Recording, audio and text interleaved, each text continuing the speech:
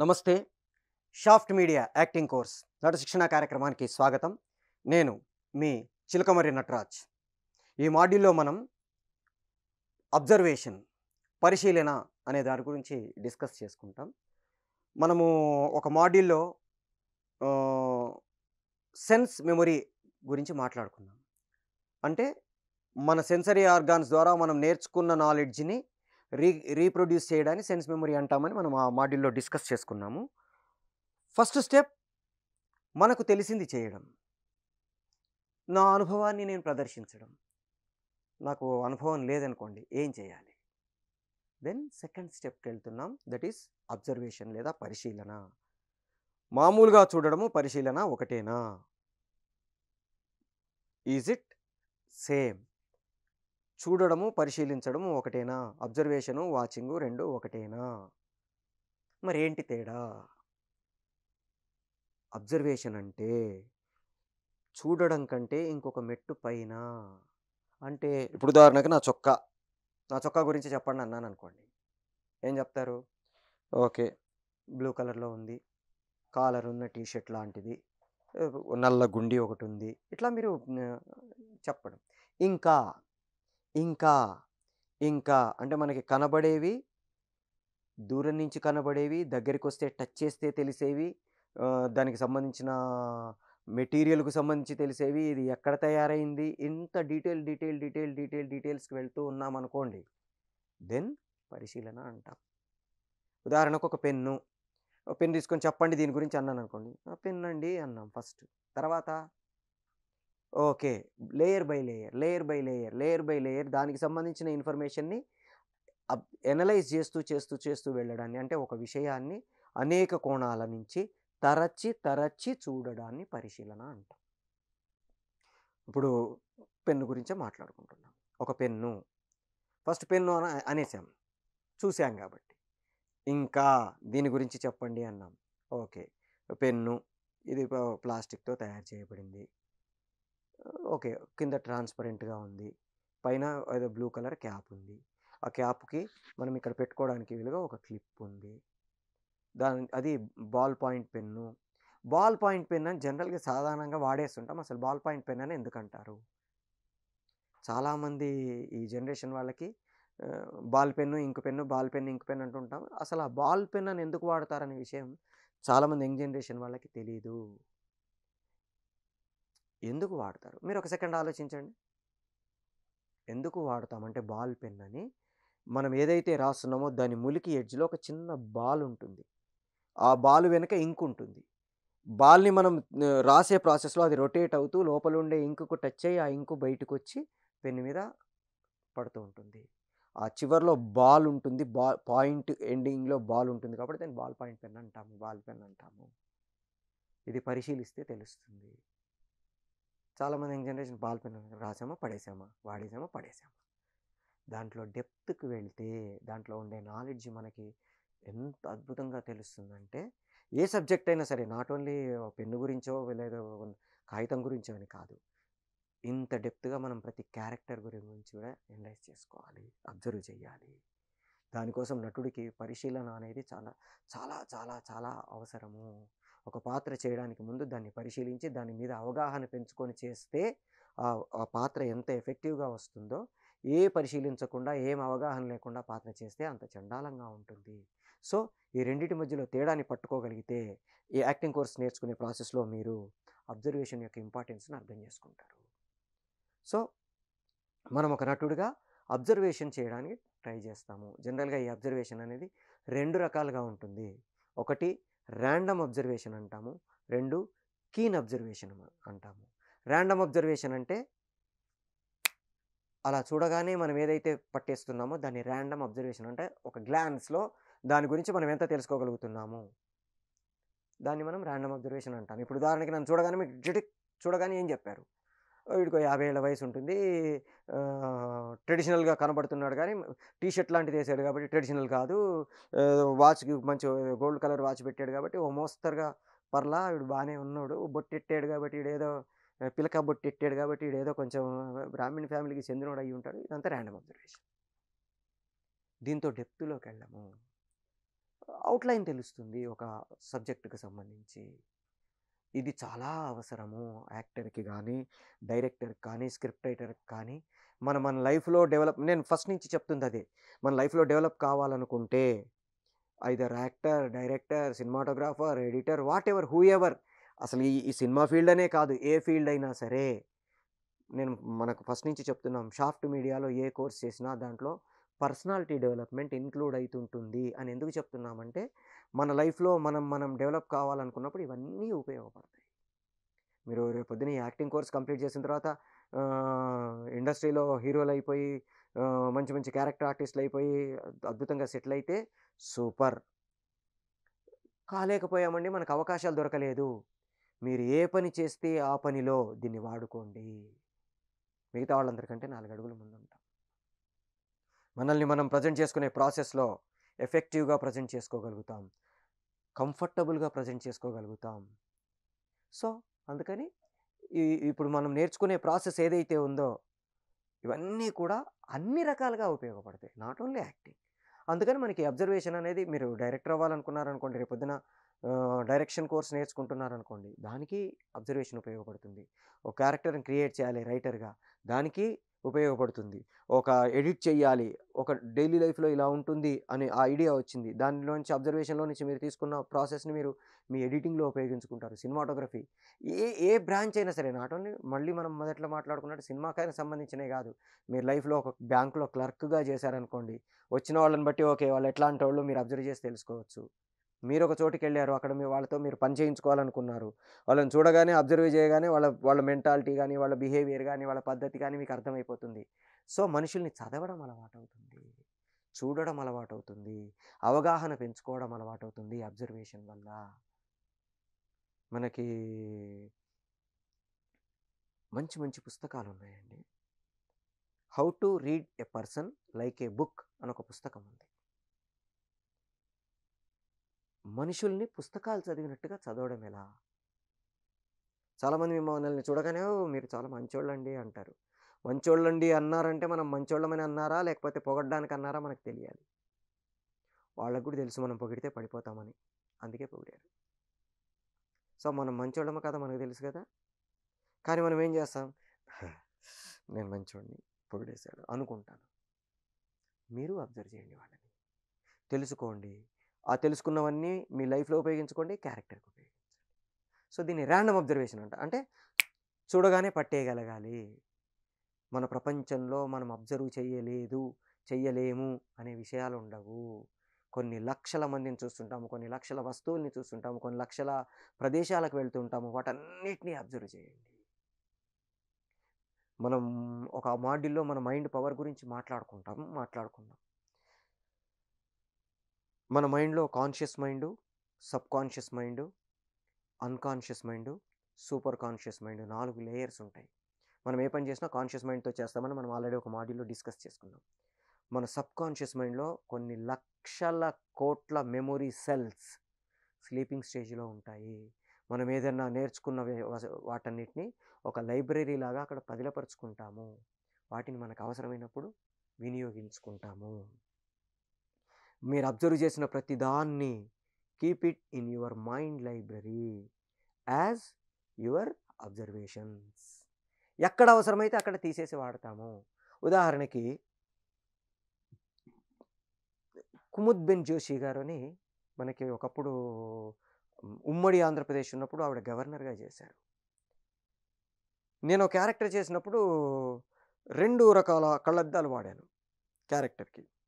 నాకప్పటికి స్పెట్స్ అవసరం లేదు. ఇప్పుడంటే స్పెట్స్ అవసరమైనయి కొంచెం గానీ, అప్పుడు స్పెట్స్ అవసరం లేదు. బట్ ఆ క్యారెక్టర్ కోసం ఒక 50 ఏళ్ల క్యారెక్టరు. అందుకని 2 రకాల కళ్ళద్దాలు వాడాను. ఒక కళ్ళద్దాలు ఆల్రెడీ పెట్టుకొనుంటాను. ఇంకో కళ్ళద్దాలు అక్కడ టేబుల్ మీద ఉంటాయి. ఎవరో అది తీసుకురాగానే 1 మినిట్ అని కళ్ళద్దాలు తీసి అక్కడ పెట్టి, అవి తీసి పెట్టుకొని, నేను సంతకం పెట్టేసి, ఓకే అని చెప్పి మళ్ళీ ఇవి తీసి అక్కడ పెట్టేసి, ఆ కళ్ళద్దాలు పెట్టుకున్నాను. మా ప్రొఫెసర్ గారు, "ఏమయ్యా 2, 2 కళ్ళద్దాలు వాడతారా?" అని అడిగారు. అంటే అది సార్ యాక్చువల్‌గా నేనెక్కడో చూసానది. ఎక్కడ చూసానో నాకు గుర్తులేదు. 2 కళ్ళద్దాలు వాడడం అనేది చూసాను. దాన్ని ఇంప్లిమెంట్ చేద్దాం. భలే ఉంది, గమ్మత్తుగా ఉంది అనుకున్నాను. ఆహ్, చేశాను. మా ప్రొఫెసర్ గారు అడిగారు, "ఏ 2 కళ్ళద్దాలు ఎవడన్నా వాడతాడానే?" అంటే, "అది సార్ యాక్చువల్‌గా అంటున్నాను." లక్కీగా అదే టైంలో న్యూస్ వస్తుంది. న్యూస్‌లో ఇప్పుడు నేను చెప్పిన కుముద్బిన్ జోషి గారి ఇన్సిడెంట్ వస్తుంది. ఆవిడ స్పీచ్ ఇస్తున్నారు. ఆహ్, గవర్నర్ రెసిడెన్సీలో పోడియం ఉంది. పోడియం మీద మైక్ దగ్గర మాట్లాడుతున్నారు. అతనొచ్చి సంతకం పెట్టించుకోవడానికొచ్చాడు. 1 మినిట్ ప్లీజ్ అని ఆవిడ పెట్టుకున్న కళ్ళద్దాలు అక్కడ పెట్టి, అక్కడున్న బాక్స్‌లో నుంచి స్పెట్స్ తీసుకొని, పెట్టేసుకొని, సంతకం చేసేసి, పంపించేసి, మళ్ళీ అవి పెట్టేసి, ఇవి పెట్టుకొని పబ్లిక్‌ని అడ్రెస్ చేయడం కంటిన్యూ చేసింది. కరెక్ట్‌గా లక్కీగా మా ప్రొఫెసర్ గారు అడిగిన టైంలోనే అది మన టీవీలో న్యూస్ వస్తుంది. నేను ఆయన ఒకసారి చూసాము. ఆయన వెరీ గుడ్. ఓకే. అని ఎళ్ళిపోయారు. నేనెక్కడో చూసిన నా సబ్‌కాన్షియస్ మైండ్‌లో ఉన్న నా అబ్జర్వేషను నేను వాడుకున్నాను. సరే ఆయన అడిగాడని కాదు. రకరకాల మనుషులుంటారు. 2 కళ్ళద్దాలు వాడొచ్చు. కొంతమంది 3 కళ్ళద్దాలు గూడా వాడతారు. మామూలుగా బయటికెళ్ళిపోతుంటే గాగుల్స్ పెట్టేసుకుంటారు. ఆహ్, ఎండ పడకుండా. ఫోటోగ్రే కొంతమంది వాడతారు. నార్మల్ కొంతమంది వాడతారు. బైఫోకల్ కొంతమంది వాడతారు. ప్రోగ్రెసివ్ కొంతమంది వాడతారు. జస్ట్ రీడింగ్ కొంతమంది వాడతారు. ప్రోగ్రెసివ్‌ను, రీడింగు 2 పెట్టుకొని కొంతమందుంటారు. రకరకాలుగా వాడతారు. ఇవన్నీ మనం అబ్జర్వ్ చేస్తే ఎక్కడ వాడుకోవచ్చు క్యారెక్టర్‌కి అనేది మనం వాడుకోవడానికి. సో, ఇట్లా మనం నేర్చుకున్న అంశాలన్నీ, మనం అబ్జర్వ్ చేసిన అంశాలన్నిటిని మన మైండ్‌లో భద్రపరుచుకుంటే ఎఫెక్టివ్‌గా ఉంటుంది. అట్లాగే నేను ఒక క్యారెక్టర్‌లో ఆహ్, హ్మ్. Chain smoking character. ఈ చేతిలో సిగరెట్ ఉంటుంది. లాస్ట్‌కొస్తుంది. ప్యాకెట్ తీసి ఇంకో సిగరెట్ తీసి నోట్లో పెట్టుకొని, ఈ సిగరెట్‌ని దీనికి అంటించి అని ఇది ఇలా పట్టుకొని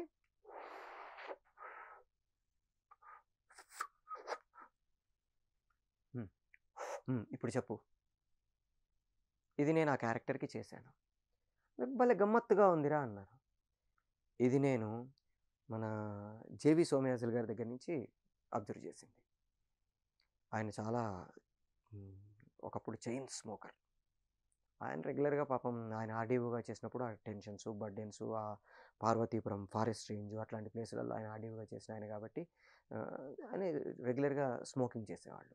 'శంకరాభరణం', 'త్యాగయ్య' ఆ సినిమాల టైంకి పాపం చాలా ఇబ్బందులు పడేవాళ్ళు. "సార్ వాళ్ళెవరో వస్తున్నారు సార్" అంటే, "ఎంతకాలం ఇలాగును" అనేవాళ్ళాయన. ఆయన పాపం అలవాటుండేది. అది ఆయన ఇది చేసేవాళ్ళు. ఈ లాస్ట్ దీన్ని పఫ్‌ని ఆహ్, రివర్స్‌లో దీనికి వెలిగించుకోవడానికి వాడి, తర్వాత దాన్ని లాస్ట్ దాకా వదిలేసి, పడేసి ఇలా కంటిన్యూ చేసేవాళ్ళు. సో, నేనదొక క్యారెక్టర్ వాడుకున్నాను. ప్రేక్షకులకి నచ్చింది. సో, అబ్జర్వేషన్‌లో నుంచి మనం తీసుకున్న ఎలిమెంట్స్ మనం క్యారెక్టర్స్‌లో యూజ్ చేసుకోగలిగితే అద్భుతంగా కనపడతాయి చూసే ప్రేక్షకుడికి. ఇది రాండమ్ అబ్జర్వేషన్ అన్నాం. సెకండ్‌ది కీన్ అబ్జర్వేషన్ అంటాం. అంటే ఒక సబ్జెక్ట్‌కి సంబంధించి ఇన్ డెప్త్ అబ్జర్వేషన్‌ని మనం కీన్ అబ్జర్వేషన్ అంటాం. ఓ మనిషిని చూడగానే తెలియదది. వాళ్ళతో ట్రావెల్ చేస్తేనో, వాళ్ళతో మనము కొంతకాలం గడిపితేనో, వాళ్ళని మనం దూరం నుండో, దగ్గర నుంచో అబ్జర్వ్ చేస్తేనో మనకు తెలుస్తుంది. సో, రాండమ్ అబ్జర్వేషన్ ఎంత ఇంపార్టెంటో, కీన్ అబ్జర్వేషన్ అంతకంటే ఎక్కువ ఇంపార్టెంటు. సో, అబ్జర్వ్ చేయడం మొదలెడతాము. మరి ఏం అబ్జర్వ్ చేయాలి? మనుషుల్లో రకరకాలుంటారు. మనం living things, non living things అనేం ఉండదు. అన్నిటిని అబ్జర్వ్ చేయాలి. మధు ఫిల్మ్ ఇన్‌స్టిట్యూట్‌లో నేను ఒకప్పుడు ఫ్యాకల్టీగా పనిచేశాను. ఆ టైంలో నేను ఈ అబ్జర్వేషన్ గురించి చెప్తూ వస్తువుల్ని అన్నిటిని అబ్జర్వ్ చేయాలి అని చెప్పాను. అప్పటికే ఇండస్ట్రీలో ఒక సీనియర్ యాక్టర్. ఆయన గెస్ట్ ఫ్యాకల్టీగా వచ్చి పిల్లలతో ఇంటరాక్షన్ సెషన్‌లో అడిగారు. మీరేమేమి నేర్చుకుంటున్నారు అంటే అబ్జర్వేషను అవన్నీ చెప్పారు వాళ్ళు. ఏమేమి అబ్జర్వ్ చేస్తారంటే కుర్చీ, బెంచి అవి కూడా అబ్జర్వ్ చేస్తాం సార్ అన్నారు వాళ్ళు. అలానే అబ్జర్వ్ చేశారు. కుర్చీలా ఉంది. దానికి నువ్వేం అబ్జర్వ్ చేస్తావు? దానికి అబ్జర్వ్ చేయడం ఎందుకు? అని అడిగారు ఆయన. పిల్లలొచ్చి సార్ ఇట్లా అన్నారు సార్ అని. ఓకేనయ్యా అన్నాను. అయిపోయిన తర్వాత ఆయన మళ్ళీ ఇంకోసారి గెస్ట్ ఫ్యాకల్టీగా వచ్చినప్పుడు నేను క్లాస్ చెప్తూ కావాలనే అబ్జర్వేషన్ గురించి చెప్తూ మనం ఇట్లా living things, non living things అన్నిటిని అబ్జర్వ్ చేయాలి. ఎందుకంటే రేపొద్దున మనం ఏ క్యారెక్టర్ అయినా చేయాల్సి రావచ్చు.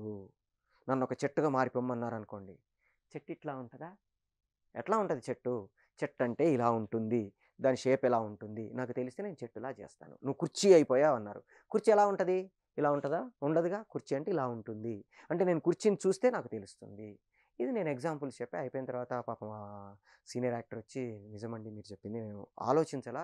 చాలా సార్లు నేను కుర్చీ అవి చేశాను గానీ, అంటే కుర్చీ చూసుకొనే నేను అబ్జర్వ్ చేసే ఉంటాను. నా సబ్‌కాన్షియస్ మైండ్‌లో ఉండుంటుంది. చేసేసాను. మీరిప్పుడు చెప్పిన తర్వాత ఓకే. ఆ అబ్జర్వేషన్‌ని నేను వాడుకున్నాను అనే విషయం అర్థమైందండి. నిజమే నేను ఇట్లా పడిపోయాను క్యారెక్టర్ చేసేటప్పుడు తంతే కుర్చీలాగా యాక్ట్ చేస్తూ. ఆహ్, అంటే కుర్చీ తంతే ఎలా పడిపోతుందో కూడా నేను నా సబ్‌కాన్షియస్ మైండ్‌లో నా అబ్జర్వేషన్ ఉందన్నమాట" అని ఆయన ఒప్పుకున్నారు. సో, ఇది అబ్జర్వ్ చెయ్యొచ్చు, ఇది అబ్జర్వ్ చేయకూడదు అని ఏమీ ఉండదు. అన్నీ అబ్జర్వ్ చేయొచ్చు మనము, చెయ్యాలి. దాంతో పాటు డిఫరెంట్ ఏజ్ గ్రూప్స్‌ని అబ్జర్వ్ చేస్తాము. ఏజ్ గ్రూప్స్ అంటే మనకు తెలియకుండా మన లైఫ్‌లో ఒక్కొక్క ఏజ్ గ్రూప్‌లో కొన్ని మార్పులు సంభవిస్తుంటాయి. కొన్ని కామన్ ఎలిమెంట్స్ ఉంటాయి. ఉదాహరణకి ఆహ్, 3 నెలల లోపు పిల్లలు వాళ్ళకేం గావాలి? ఏం అక్కర్లేదండి. తల్లి పాలు. తల్లి అంటే అందుకే వాళ్ళు ఇటు వేలు పెడితే ఇలా అంటారు. ఇటు వేలు పెడితే ఇలా అంటారు. వాళ్ళకి అమ్మ, పాలు తప్ప ఇంకేం అక్కర్లా. 3 నెలల తర్వాత నుంచి దృష్టి నిలపడం మొదలెడతారు. అబ్జర్వ్ చేయడం మొదలెడతారు. అప్పుడు వాళ్ళకి కదలికలు, డిగిడిగిడిగి సౌండ్‌లు వినపడుతుంటాయి, తెలుస్తుంటాయి కాబట్టి 3 నెలల నుంచి 6:30, 7 నెలల వరకు వాళ్ళకి వాళ్ళ కాన్సంట్రేషన్‌ని డైవర్ట్ చేయగలిగే ఆబ్జెక్ట్స్ మీద వాళ్ళకి దృష్టి ఉంటుంది. తర్వాత 7, 8 నెలల నుంచి నెమ్మదిగా పాకడం మొదలెడతారు కాబట్టి వాళ్ళకి కనబడే వస్తువులని పట్టుకోవడాలు, ఇలాంటివన్నీ నోట్లో పెట్టేసుకోవడాలు, ఇలాంటివి డెవలప్ అవుతాయి. అట్లా ఒక్కొక్క ఏజ్ గ్రూప్ 3 ఏళ్ల నుంచి 6 ఏళ్ల వరకు కొత్త వాళ్ళను చూసి భయపడ్డాలు, లేకపోతే కొత్త వాళ్ళ దగ్గరికి ధైర్యంగా ఎళ్ళిపోవడం 2 రకాలుగా మారతారు. ఇట్లా ఒక్కొక్క ఏజ్ గ్రూపులు కామన్ అవుతూ వస్తాయి. 6, 7 ఇయర్స్ వరకు జెండర్‌తో సంబంధం లేకుండా అందరూ కామన్‌గా ఉంటారు. 7 ఇయర్స్ తర్వాత నుంచి ఆటోమేటిక్‌గా అబ్బాయిల్లో కొన్ని లక్షణాలు, అమ్మాయిల్లో కొన్ని లక్షణాలు డెవలప్ అవుతూ వస్తాయి. ఫిజికల్‌గా చేంజ్ ఓవర్స్ కావచ్చు, సైకలాజికల్‌గా చేంజ్ ఓవర్స్ కావచ్చు, ఆరల్‌గా చేంజ్ ఓవర్స్ కావచ్చు. వాళ్ళ చేంజ్ ఓవర్స్ వస్తూ ఉంటాయి. వాళ్ళ మెంటాలిటీస్‌లో వాటిలల్లో డెవలప్‌మెంట్స్ వస్తాయి. ఒక 14, 15 ఏళ్ళొచ్చేసరికి ఎడ్యుకేషన్ తాలూకు ఇంపార్టెన్స్ తెలుస్తుంది. దాని మీద కాన్సంట్రేట్ చేయడమో, లేకపోతే దాన్ని వదిలేయడమో 2 రకాలుగా ఏదో ఒక రకం మెయిన్ అటు గాని, ఇటు గానిగా తయారయ్యే అవకాశాలుంటాయి. కొంతమంది కొంచెం ఇంట్రెస్ట్ పెట్టేవాళ్ళు కూడా ఉంటారు గానీ 90% అటు ఇటుగా మారిపోతారు. ఇంటర్మీడియేట్ అనేది one of the most important stage. మనకి టీన్ ఏజ్ అంటాము. అంటే 13-19 దీన్ని టీన్ ఏజ్ అంటాం. 13, 14, 15, 16, 17, 18 ఇలా టీన్ అంతా కలిపి టీనేజ్ అంటాం. ఈ టీనేజ్‌లో వాళ్ళ మైండ్‌లో ఏది పడితే వాళ్ళ లైఫ్ లాంగ్ దాని మీద ఎక్కువ కాన్సంట్రేషన్ ఉండే అవకాశం ఉంటుంది. సో, ఈ ఏజ్ చాలా డేంజరు. జాగ్రత్తగా ఉండాలని సైకియాట్రిస్టు, సైకాలజిస్టులు చెప్తూ ఉంటారు. సో, ఆ ఏజ్ గ్రూప్‌ని అబ్జర్వ్ చేయండి. ఆ టైం తర్వాత నెక్స్టు ఎడ్యుకేషన్ మీద కాన్సంట్రేషన్ పెరిగి చదువుకోవడము, చదువులో బెటర్‌మెంట్‌కు కాలేజు వీటన్నిటికెళ్ళిపోతాం. కాలేజీకెళ్ళేసరికి అప్పటిదాకా ఉండే స్కూల్ నుంచి కాలేజీకెళ్ళేసరికి యూత్‌లో ఒక రకమైన ఆహ్, పెద్దవాళ్ళమైపోయామని ఒక ఫీలింగు, ప్రపంచంలోకి చేరిపోయామని ఒక ఫీలింగు ఇలాంటివి స్టార్ట్ అవుతాయి. పీజీకొచ్చేసరికి మళ్ళీ ఇవన్నీ ఎళ్ళిపోతాయి. ఒక మెచ్యూరిటీ లెవెల్ స్టార్ట్ అవుతుంది. ఆ తర్వాత ఉద్యోగం కోసము స్ట్రగుల్ ఫర్ ఎగ్జిస్టెన్సు పరిగెత్తడాలు, 26, 27 ఇయర్స్ వరకు లైఫ్‌లో సెటిల్ కావడం కోసం ట్రై చేయడము, పెళ్లి ఇట్లా ఆ ఏజ్ గ్రూప్‌లో ఆ ప్రాబ్లమ్స్ కామన్‌గా ఉంటాయి. అట్లా ప్రతి ఏజ్ గ్రూప్‌లో ఒక కామన్ ఎలిమెంట్స్ ఉంటాయి. వాళ్ళ బిహేవియర్స్ కూడా మీకు తెలియకుండా కామన్‌గా ఉంటాయి. వాటన్నిటిని మనం ఆ చేంజ్ ఓవర్స్ ఏమేంటి మనం అబ్జర్వ్ చేసుకోవాలి. చేసుకొని దాన్ని బట్టి మనం will go further. Next different ప్రొఫెషన్స్‌ని అబ్జర్వ్ చేయాలి. ఒక లాయర్ ఎలా ఉన్నాడు? మీరు అబ్జర్వ్ చేయండి. మన డైలీ లైఫ్‌లో లాయర్సు గట్టిగా మాట్లాడరు. ఏం చేస్తున్నావురా నువ్వక్కడ" అనరు. ఏం చేస్తున్నావురా నువ్వక్కడ" అంటారు. ఎందుకని? అంటే కోర్ట్‌లో గట్టిగా అరిచి చెప్పడం అనేది ఒక రకంగా కోర్ట్ ధిక్కరణ కింద వస్తుంది గాబట్టి ఆహ్, పనిష్మెంట్స్ ఉంటాయి గాబట్టి కోర్ట్‌లో వాళ్ళకి ఆ సబ్మిసివ్‌నెస్ అలవాటైపోయి ఉంటుంది. అందుకే మీరు లాయర్‌లు బయట గట్టిగా మాట్లాడేవాళ్ళు చాలా రేర్‌గా ఉంటారు. ఎవరు చాలా క్రిమినల్ ప్రొసీడింగ్స్ చేసే హైకోర్ట్ క్రిమినల్ లాయర్స్ లాంటి వాళ్ళు తప్ప మిగతా 90% మంది లాయర్సు జీవితంలో నెమ్మదిగానే మాట్లాడతారు. వాళ్ళకి తెలియకుండా అలవాటైపోతుంది.